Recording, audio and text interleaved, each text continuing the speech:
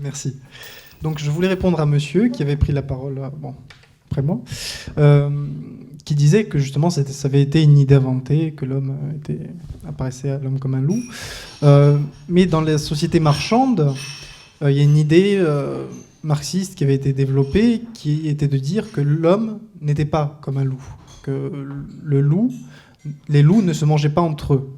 Les hommes, eux, par contre, sont foncièrement anthropophages, parce que chaque fois qu'on boit du coca, qu'on boit n'importe quoi, qu'on consomme, on consomme la sueur du pauvre, le sang du pauvre. Et c'est tout le temps comme ça que ça marche. Et après, moi, je voulais parler aussi des Grecs, parce que c'est quelque chose qu'on pouvait interpréter sous le sens un peu freudien du terme. Montesquieu avait écrit sur la décadence et sur la grandeur de Rome. On pouvait aussi parler de la grandeur de la Grèce démocratique. Et quelle a été sa perte? Pour moi, ça a été l'hubris. C'était cet excès dans la jouissance un peu. Et c'est ce qui a aussi fait la grandeur de la Grèce. Il ne faut pas oublier que la Grèce, ce n'est pas un régime sain, comme on peut l'appeler. C'est surtout le symbole de Oedipe qui se crève les yeux. Et donc c'est un monde rempli d'inceste, etc., etc. C'est pas ce qu'on veut nous faire passer comme message. Freud avait écrit sur le père de la horde primitive, qui avait dit que justement le père qui jouissait de toutes les femmes était tué par les frères pour rétablir l'ordre. Et Claude Lévi-Strauss reprendra que justement les hommes se sont alliés en collectivité, donc en groupe, pour avoir un ascendant sur les individus. Et c'est comme ça que se forme la société. Maintenant, je comprends très bien ce que vous avez dit sur l'indifférence. Et c'est aussi un grand thème, même en pédopsychiatrie, surtout en pédopsychiatrie, quand l'enfant, il retrouve tout le temps une marque d'amour de la mère ou du père dans les coups, parfois dans la violence.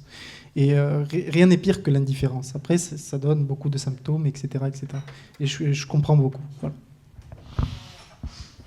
Merci Arthur. Jean-Paul ? Oui, donc je souscris à tout ce qui a été dit précédemment.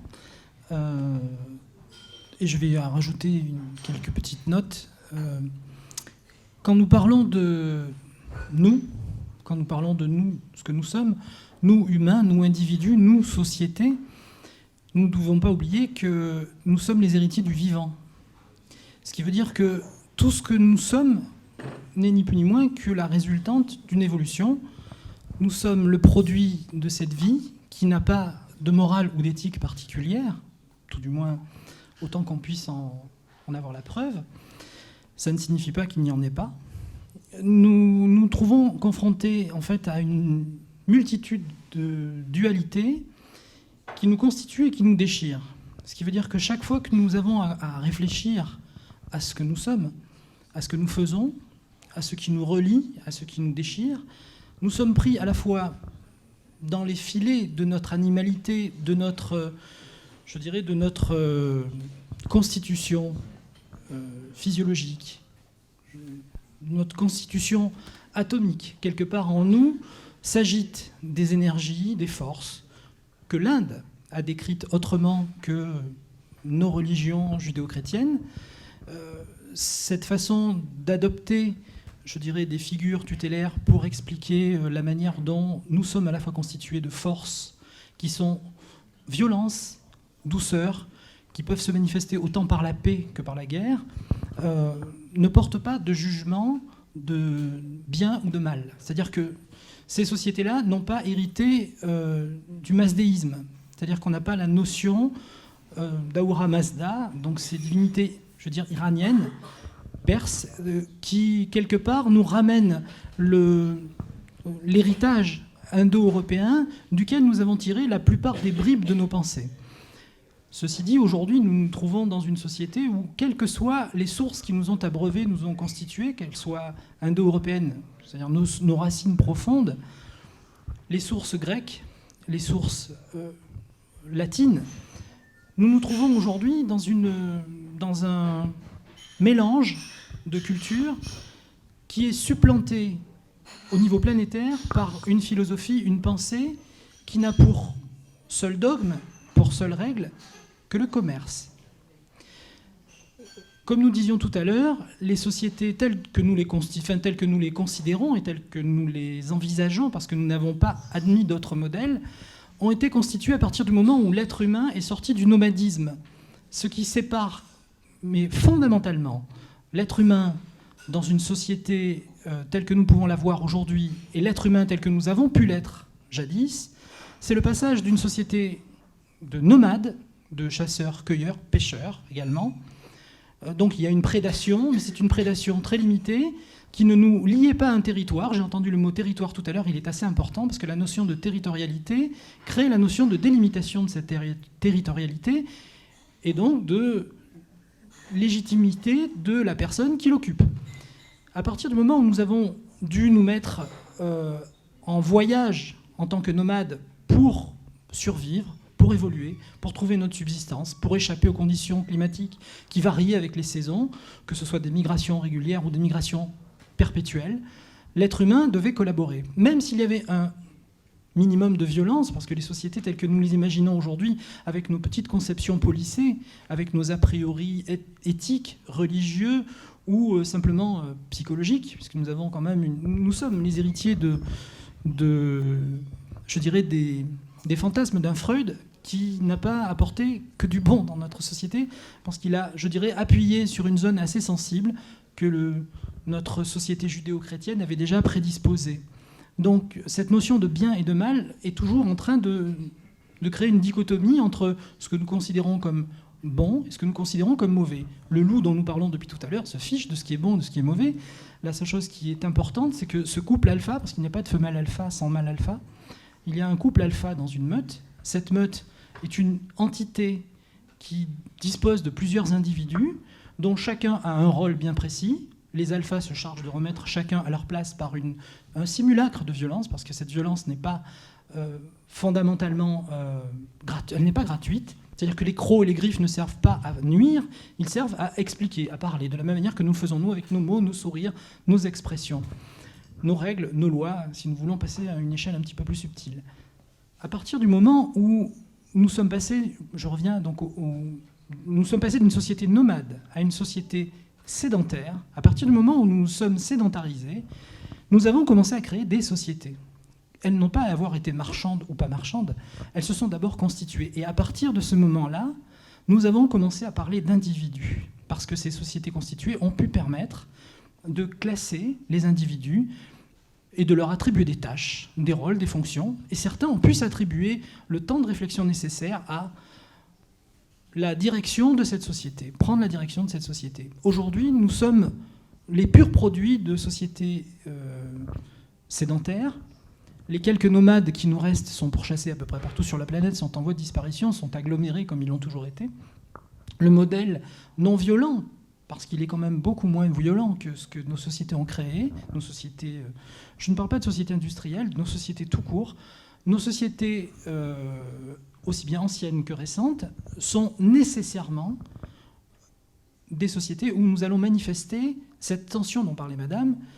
Nous sommes poussés à exercer une fonction, à jouer un rôle qui n'est pas forcément celui pour lequel nous sommes faits. Nous sommes quelque chose de plus grand que ce à quoi nous réduit notre position dans cette société. Nous sommes aussi cet animal dont je parlais tout à l'heure, la résultante de ces énergies, de ces forces, et quelque part en nous se déchire toujours ce petit Hulk social qui ne demande à passer au vert, pas pour les bonnes raisons, mais simplement parce qu'on finit par étreindre et éteindre ce qui est le plus violent, le plus naturel en lui, et qui demande à s'exprimer. L'image symbolique du loup, l'image totémique du loup est peut-être bien trouvée, bien qu'elle ne corresponde pas à la réalité, dans le sens où cet animal n'est pas plus nocif, nuisible ou violent. Maintenant, il est vrai qu'à l'époque où cette image a été employée, le loup pouvait servir d'épouvantail. Donc les caractéristiques que l'on voulait condamner Il les a endossés. Aujourd'hui, nous les critiquons, ou du moins nous les examinons. Et je vais laisser la parole à Gérard. J'ai l'impression. Merci Jean-Paul. Alors, première prise de parole, Gérard. Ensuite, Tim, s'il est revenu. Maurice, Alvaro, Victoria. Merci. Bonsoir. Oui, au-delà de toutes les notions clanistes, sociétales et commerciales que l'on a vues jusqu'à présent, je pense que si l'on revient au niveau de l'individu, il y a un fait divers intéressant qui s'était passé au XVIIIe siècle, que vous connaissez certainement, parce que bon, c'est devenu une affaire assez mythique, qui est la bête du Gévaudan. Donc, bon, je rappelle pour ceux qui ne connaissent pas, c'était dans le secteur du Gévaudan, donc, comme son nom l'indique. Il y avait une bête qui était, paraît-il, un loup qui tuait pas mal de gens, surtout des femmes et des enfants. Enfin bon, bref, voilà. Et ils ont mis beaucoup de temps avant d'arriver, paraît-il, à le tuer. Bon, on sait maintenant avec le recul et en étudiant plus précisément certaines choses, qu'il y a plus de probabilité que ce fût en fait un homme qui se fasse passer pour un loup, parce qu'on considérait que c'était un énorme loup à l'époque. Donc, quelque part, c'est un des premiers serial killers que l'on ait connu, même s'il est resté inconnu. Et on peut se dire que donc, cet individu s'est fait passer pour un loup, mais en même temps, il n'avait pas trop le choix, parce que je pense que en prenant la place d'un... Bon, il fallait que ce soit un mammifère, et à l'époque, enfin même maintenant d'ailleurs, il devait y avoir le loup ou bien l'ours. Enfin, je ne sais pas s'il y avait des ours au Gévaudan, mais je pense qu'il avait... Voilà, bon, peut-être que par question d'esthétique et de corpulence, il a préféré se faire passer pour un loup. Enfin bref, tout ça pour dire que je pense que c'est plus au niveau de l'animal qui est en nous, indirectement. Par exemple, Hobbes, qui a vécu en Angleterre, s'il aurait été congolais, il aurait pu dire que l'homme est un tigre pour l'homme. Ou ailleurs, l'homme peut être une méduse pour l'homme. Enfin, il y a toute une animalerie que... Mais bon, donc je pense que ce sont des gens, aussi bien le serial killer du Gévaudan que Hobbes, ont fait avec ce que leur offrait leur contexte, quelque part, quoi. Donc il y avait le loup, ça paraissait le plus évident. Donc voilà, et je pense que c'est surtout une manière, lorsque dit que l'homme est un loup pour l'homme, de mettre en exergue plutôt sa part animale. Et ce qui est intéressant aussi chez Hobbes, c'est que bon, l'homme est-il un loup pour l'homme, voilà, mais il y a aussi le fait qu'il avait quand même écrit un traité politique, donc là qui résorbe toute la société, et qu'il avait nommé le Léviathan. Donc là, c'est un niveau supplémentaire que nous franchissons en décrivant l'homme comme un loup et la société comme un Léviathan. Donc il y a toujours quelque chose de monstrueux de toute façon en nous. Pardon ? C'était même l'État qui était considéré comme le Léviathan. L'État qui était considéré comme le Léviathan. Donc voilà, mais je pense que c'est surtout le côté part animal, instinctif, reptilien, même si le loup est un mammifère, qui est en chacun de nous. Voilà. Merci Gérard. Première prise de parole pour Dany. Merci. Alors, à la question du sujet, je dis oui, mais seulement je reviens en arrière.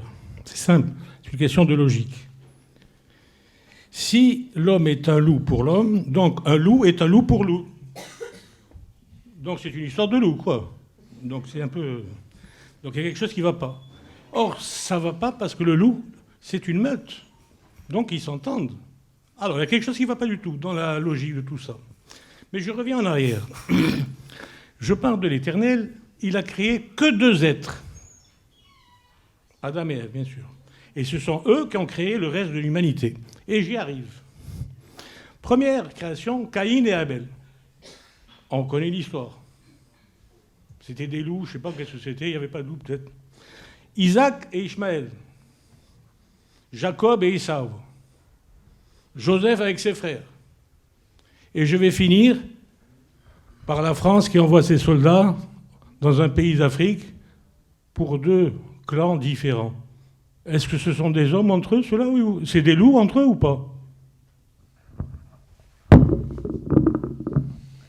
Merci Dany. On reprend le fil des paroles. Tim. Moi, je vais un peu rejoindre ce que vous avez dit. Je pense que, comme vous avez dit, nos sociétés sont sédentarisées. Automatiquement, des communautés se sont créées. Bon, on peut le voir aujourd'hui. Au final, c'est très rare de ne pas avoir sa communauté. Et je pense que c'est en fonction de comment on est intégré dedans qu'on va réagir à l'autre et que ça va créer des conflits. Donc, à l'époque de la préhistoire, au final, quelque part, c'était un clan contre un autre clan. Quelque part, des gens se regroupaient et en voyant l'étranger, donc l'autre clan arriver, plusieurs solutions se proposaient, c'est-à-dire soit aller discuter ou tout simplement massacrer l'autre pour lui prendre ce qu'il avait et pour l'empêcher de prendre peut-être ce qu'on a nous. Donc actuellement, on peut voir le monde quand même pas mal communautarisé. Après, c'est vrai qu'on m'a précisé que c'était un terme plutôt politique, mais quelque part, c'est aussi religieux, aussi sportif. Il y a des communautés, parfois violentes, dans le sport, les hooligans, tout ça. Moi, ma réflexion se porte plutôt sur l'intensité de ce communautarisme, quelque part sédentaire, qui fait que l'homme, face à quelque chose qui lui est pour lui opposé, ou du moins dans sa tête plutôt inconnu, va avoir des réactions vraiment différentes en fonction de son niveau de croyance, je dirais, en la vérité de sa communauté. C'est-à-dire qu'on peut voir plusieurs avis. Donc, par exemple, là, on a vu quelque chose de plutôt orienté sur la religion. Après, des gens qui sont très matérialistes. Au final, quelque part, on peut très bien se disputer pendant des heures ou rester ouvert. Et je pense que l'homme, c'est un peu ça. C'est des communautés. Et c'est aussi une question d'ouverture. Les guerres se font car on a peur de l'autre et on a peur de confronter notre communauté à celle de l'autre. Enfin, voilà. Après, si on peut développer. Merci Tim. Maurice. Alvaro Victoria. Oui, en fait, je sais pas, j'ai l'impression qu'il y a deux tendances. Il y avait, avant les deux prises de parole, là, les deux dernières, en gros, on est parti de la société, l'organisation de la société, puis petit à petit, on a dérivé vers Freud et la psychologie, puis on a essayé de regrouper les deux. Et moi, il y a une lecture qui me revient, et je sais pas si... vous connaissez certainement le nom, c'est la bande dessinée Torgal. Je sais pas si quelqu'un a lu Torgal dans la salle, il pouvait lever la main. Voilà, donc voilà, il y a un album qui s'appelle Louvre, et il y a une histoire assez particulière qui regroupe bien ça. Et il y a aussi une série parallèle qui a été reprise après l'auteur initial, qui c'est Jean Van Damme. Donc elle a été reprise par d'autres auteurs, et on essaie de raconter l'enfance en détail de Louvre, qui est, outre la particularité qu'elle soit la fille de Torgal, ce qui est déjà en soi exceptionnel, elle est née dans des conditions exceptionnelles. En fait, sa mère, Aricia, la mère de Louvre, était poursuivie donc par des hommes qui voulaient la tuer. Et j'ouvre une parenthèse, en fait, Torgal, pendant toute la série, il va essayer de trouver un endroit paisible où vivre avec sa famille, parce qu'il pense que le monde des hommes, c'est un monde de loups. Je referme la parenthèse.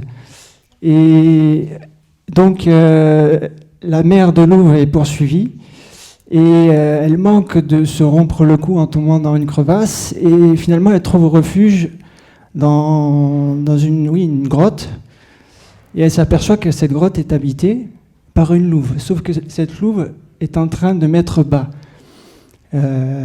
Et elle, Aricia, bien sûr, est enceinte de sa petite fille. Et donc, ce qui va se passer, c'est que la femme et la louve vont mettre au monde ensemble leur progéniture.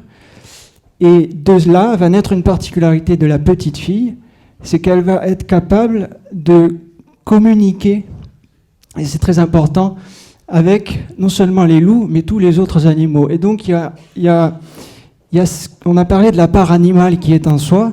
Je pense qu'il y a deux choses très importantes, c'est la communication, c'est-à-dire le langage. Hein. Ça marche plus. Il y a une communication, ça marche moins bien déjà. Ça marche moins bien. Donc oui, au moment où je disais que c'était important la communication, donc oui, c'est le langage, c'est-à-dire elle va arriver à parler avec et oui, à un moment, voilà, elle se retrouve chassée, comme d'ailleurs les hommes rabattent le gibier. Là, c'est l'inverse, c'est les loups, la meute de loups qui est à ses trousses. Et la petite fille trouve refuge, là aussi, un peu comme sa mère, dans une grotte, un tout petit espace. C'est ça où elle meurt, en fait, c'est ce qu'elle se dit, si je ne rentre pas ici, je meurs. Et en fait, elle va se retrouver dans une sorte de paradis, derrière ce tunnel là, qui se referme derrière elle, elle ne peut pas retourner en arrière. Et ce paradis il a été organisé par un demi-dieu, c'est le fils de Thor, alors je fais bref, parce que, et en fait, ce demi-dieu, il a organisé quelque chose de machiavélique, avec sa magie et tout ça. Il va extirper de tous les gens qui rentrent dans ce tunnel la part animale, justement, qu'ils ont en eux, pour pouvoir s'en servir pour aller dans un monde horrible, où alors là, c'est même plus le monde des hommes, c'est la puissance 10. Il y a des créatures affreuses, c'est pire que les dinosaures, il y a des monstres à tous les coins de rue, sauf qu'il n'y a pas de rue. C'est la jungle permanente. Et donc, il a besoin d'une force que l'homme a en lui, la part animale, pour aller chercher. Alors après, c'est son histoire entre son paternel et lui, pour aller chercher la main coupée du dieu Thor, etc. Bon. Sauf que la petite fille, donc voilà, elle se fait extirper de sa part animale et elle se trouve faible. Elle se dit, mais c'est affreux de ressentir ça, je ne suis plus moi-même. Bien sûr, je peux rester dans ce paradis ad vitam aeternam, tout le monde sera heureux, content. Ça rejoint un peu ce dont tu as parlé tout à l'heure avec le Créateur, etc. Oui, bon, il y avait le paradis au départ, mais est-ce que c'est forcément souhaitable ? C'est ça qu'il faut se demander, parce que moi, je ne pense pas que, comme ça a été dit tout à l'heure, la part animale qui est en nous soit la plus mauvaise part qui est en nous. Et je pense, pour finir, que l'important, c'est de faire dialoguer non seulement cette part avec cette autre part, alors je ne sais pas qu'est-ce qu'elle est, l'autre part, si elle n'est pas animale, qu'est-ce qu'elle est, et dialoguer entre les hommes. Merci Maurice. Je passe la parole à Alvaro. Oui, j'aimerais revenir sur le sujet de la soirée, c'est-à-dire l'homme est-il un loup pour l'homme ? Alors, on parle de l'animalité et je prétends et j'insiste, l'homme est un loup pour l'homme est une idéologie. C'est une idéologie qu'on nous a inventée, qu'on nous a imposée. Il n'y a qu'à analyser, par exemple, les discours de Mussolini. Quand Mussolini, en 1934-1935, il excitait les Italiens pour aller conquérir l'Éthiopie et l'Abyssinie, qu'est-ce qu'il disait ? Vaut mieux être un lion pendant une journée qu'un mouton toute sa vie. Et il disait ça dans les discours. Vaut mieux vivre une journée comme un lion que toute sa vie comme un mouton. Et les gens partaient conquérir l'Éthiopie avec une telle idéologie. Alors après, on a parlé aussi de l'idéologie chrétienne, le bien, le mal. Oh non, mais attendez, il faudrait quand même savoir ce que c'est que le christianisme. Parce que à Rome, quand par exemple, les légionnaires romains voulaient tomber amoureux d'une romaine et aller se faire bénir par l'évêque, c'était mal vu. C'était mal vu. Et l'évêque s'appelait Valentin.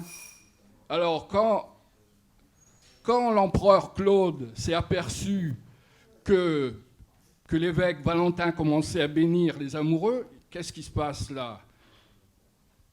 Il l'a fait arrêter.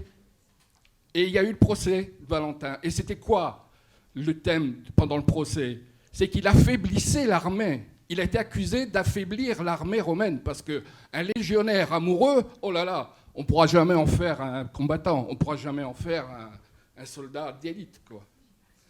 Donc, et il a été décapité. Pourquoi il a été décapité? Pour avoir affaibli l'armée romaine. Voilà.